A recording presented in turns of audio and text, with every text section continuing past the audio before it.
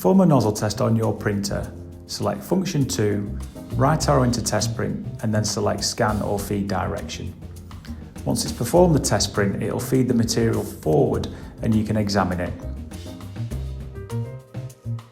If you've got any missing nozzles, then go back one step, drop into cleaning and then perform a soft clean. Then perform another test print. If it's made some change but not brought them all back, then perform another soft clean. Only go to a higher clean, medium or hard, when it's made no change to the test print from the previous one.